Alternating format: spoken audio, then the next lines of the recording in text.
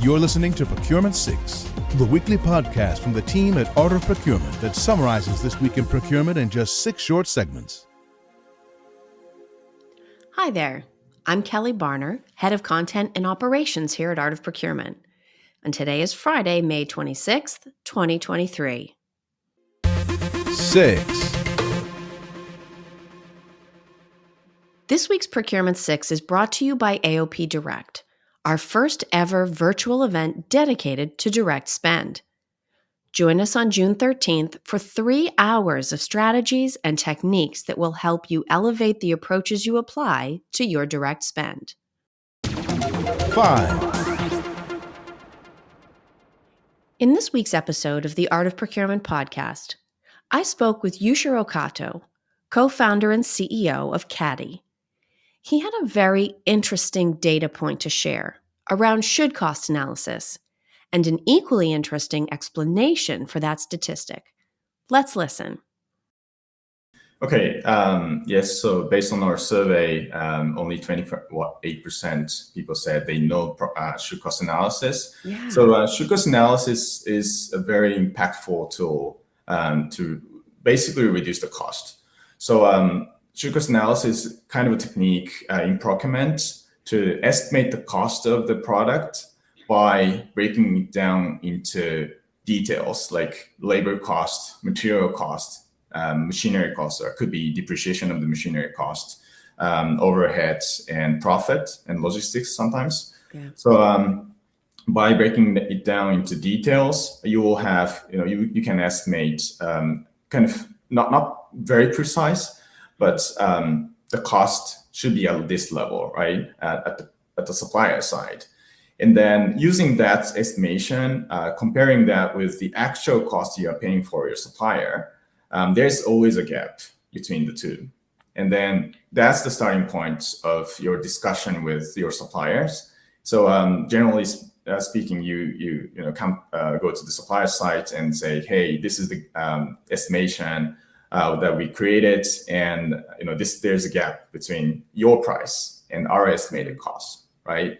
And then, of course, you should not just squeeze the margin of the suppliers. So compare the breakdown of the cost, and then find a place or area where you probably can improve the breakdown of the cost. So that's what it should cost and how we use should cost in a rough manner. So we're literally going through a process of figuring out what should the product cost, right? You talked about breaking it down into those elements. That sounds like it would be the kind of thing that would be a regular asset in procurement's toolkit. Mm-hmm. Why do you think that only 28% of the people surveyed said that they were familiar with what it is and how it works? So actually, should-cost analysis is very popular, or I'd say common in automotive industry or mass production industries, because so we have a lot of customers in high mix, low volume industries and mid volume industries. For example, machinery manufacturers or aircraft manufacturers, construction machinery manufacturers. Of course, they are in many high mix, low volume industry. So the number of components they need to deal with, per procurement person is huge, right? Much more than automotive industries or wire appliances or smartphones, because of course, in mass production industry, you need to deal with a small number of parts, but one part costs a lot.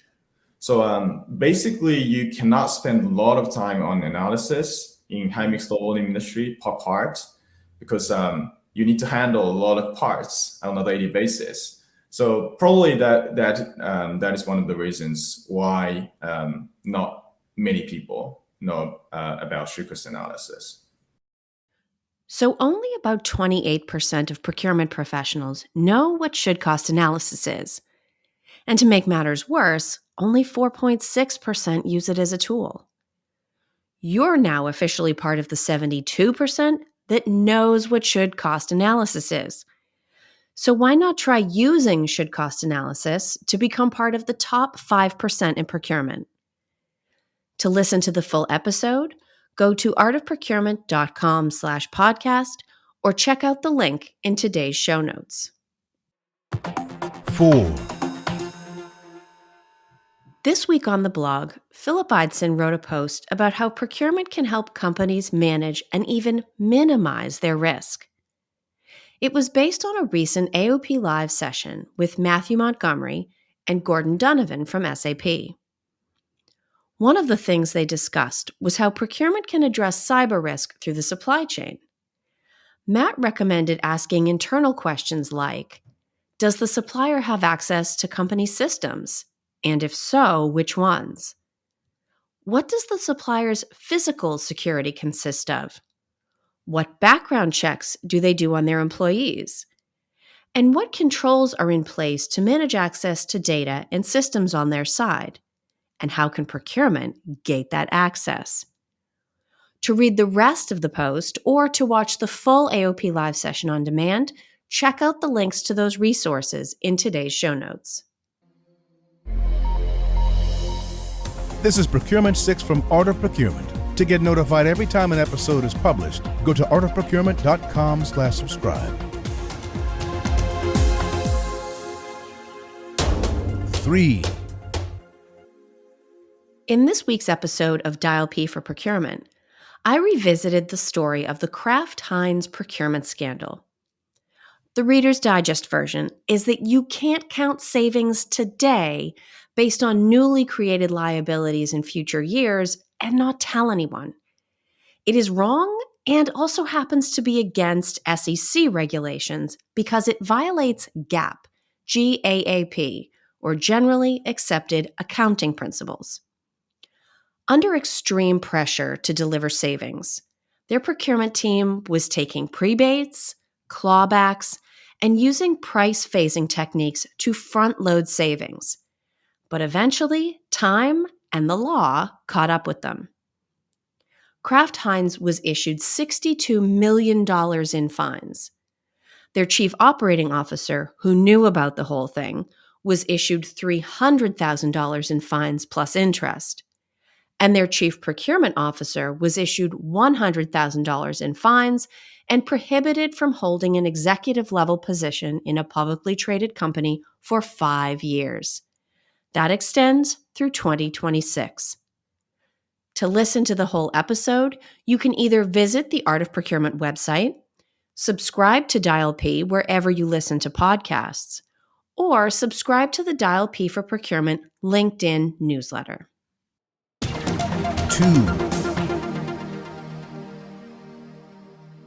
I was recently sent an article by Mark Trowbridge, an old friend and a longtime procurement expert and coach. He and his wife, Melanie, a medical doctor who practices psychiatry and a tenured professor, they wrote an article together for the May-June issue of the Supply Chain Management Review. The article is titled, "The Psych in Negotiations: Using Human Factors to Attain Superior Outcomes." I am fascinated by people stuff, and this article is no exception. The Trowbridges wrote about self-actualization and the role that it plays in negotiations, as well as each of our ability to perceive and manage our emotions as well as the emotions of others. My key takeaway from reading the article is that procurement needs to be doing as much self-reflection and empathetic analysis in advance of a negotiation as they do market assessment and cost analysis. I highly recommend giving the article a read, and I will share a link to it in today's show notes. 1. Before I let you go, I want to remind you to register for a webinar coming up on Tuesday, May 30th. Yushiro Kato from CADI will be joining us live to answer questions about should-cost analysis and how it represents an opportunity for procurement to move negotiations from does cost to should cost to could cost. I hope you will join us. Thanks for listening. We'll be back next Friday at 6 a.m. U.S. Eastern Time. If you've enjoyed this pod, help us grow and tell your peers to search for Procurement 6 wherever they get their podcasts.